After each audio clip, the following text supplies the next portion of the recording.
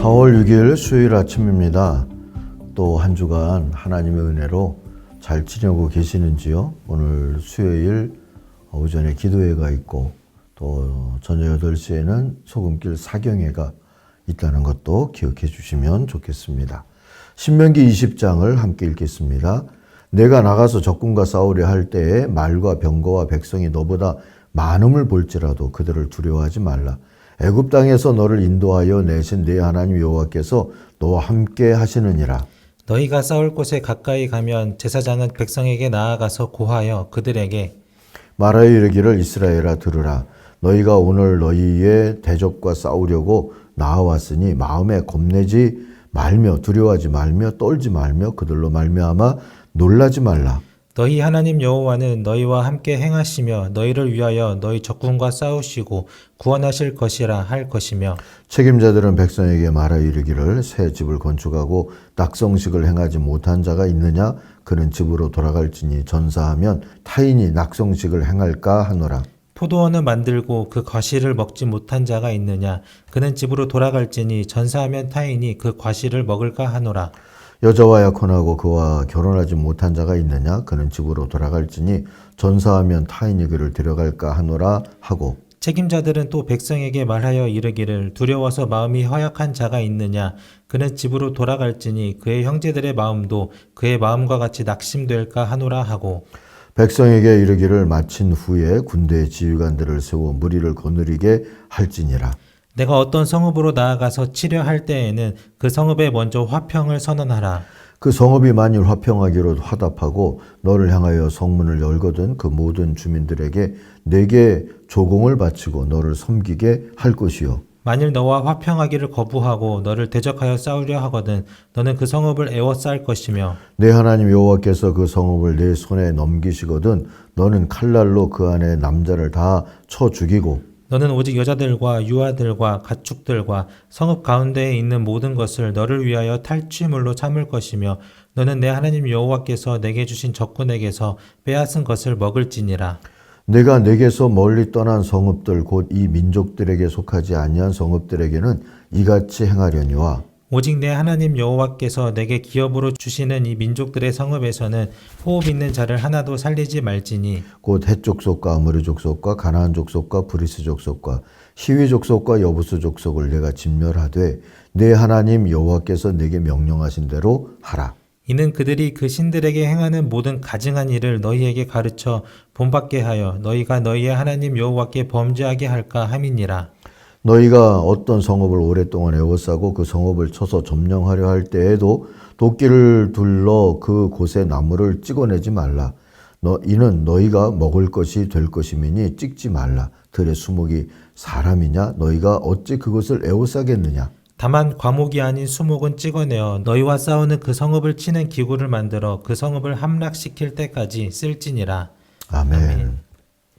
제목을 인간적인 전쟁이라고 잡았는데 조금 무리한 표현일 수도 있지만 어쨌든 그렇게 잡았습니다. 10절을 요절로 삼습니다. 당신들이 어떤 성읍에 가까이 가서 공격할 때에는 먼저 그 성읍의 평화를 청하십시오. 왕이 없고 정규 군대가 없는 이스라엘이 가나안 땅에 들어가서 싸워야 할 때에는 어떻게 해야 했을까요? 우선 용병을 쓰지는 않았을 겁니다. 여호수아나 사사기에서 보듯이 민병대를 만들어서 싸웠습니다. 성인 남자들로 구성된 민병대가 될 것이고요. 이들은 적의 공격을 막아내기 위해서 또는 하나님이 약속하신 삶의 기반을 차지하기 위해서 싸우러 나섰습니다. 제사장은 그런 민병대들을 이렇게 격려하라 하는 말씀을 들었죠. 오늘 3, 4절입니다. 이스라엘아 들어라.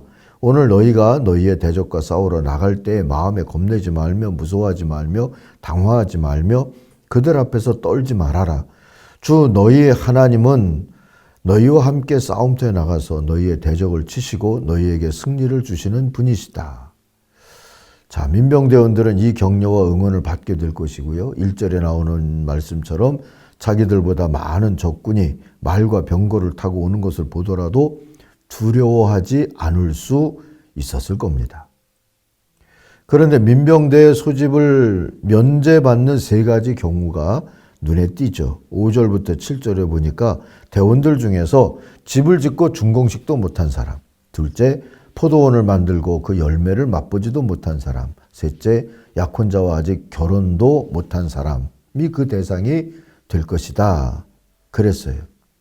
자, 이런 기준은 면제가 이 민병대 소집 면제가 특별한 혜택이라기보다는 공동체를 건강하게 유지하기 위한 공공선 차원의 배려였다고 생각하는 것이 좋겠습니다. 한편 8절에 보니까 전쟁이 두려운 사람들도 돌려보내게 했어요.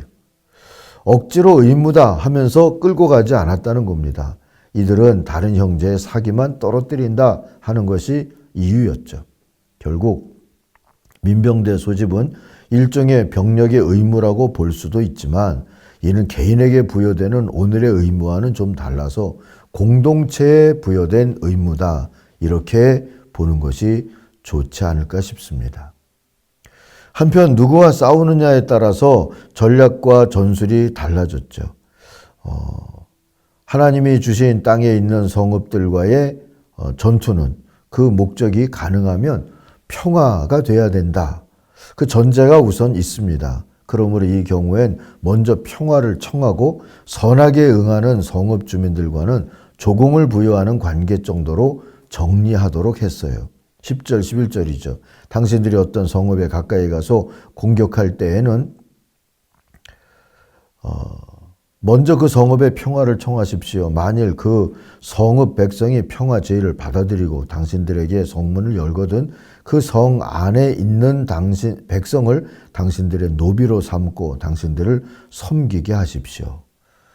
그리고 15절에 가서 보니까 기업으로 주시겠다 하지 아니한 먼 거리에 있는 성읍들에게도 그렇게 하라. 그렇게 가르쳐 줍니다. 다시 말하면 진멸시키는 게 처음부터 목적은 아닌 것이다. 싸움의 목적은 아닌 것이다 하는 말씀이라는 거고요.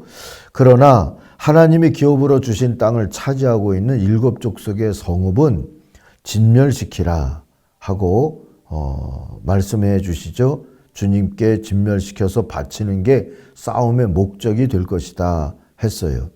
그들은 정착민의 자만과 타락한 우상숭배와 샤머니즘으로 이스라엘을 미혹시킬 세력으로 작용할 게 뻔했기 때문입니다.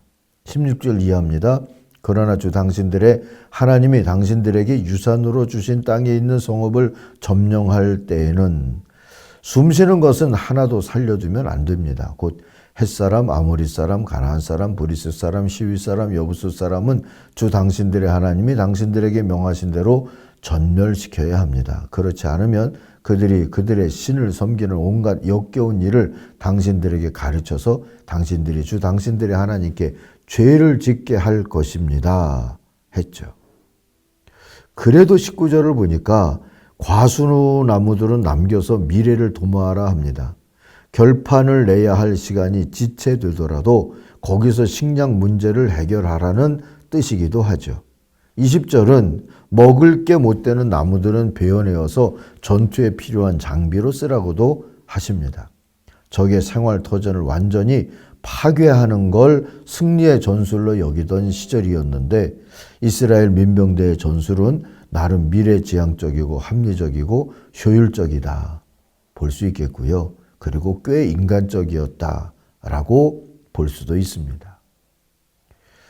전쟁이 인간성을 파괴하는 경험만 알고 있는 우리에게는 어쩌면 신선하기까지 한 전술이고 전략일 수도 있습니다. 아무쪼록 이 성경 시대보다 발전했다고 자부하는 우리 시대가 다툼과 해결을 해결하는 수준도 발전해 있기를 바랄 뿐입니다. 정말 모세 시대보다 발전한 게 사실이라면 말입니다.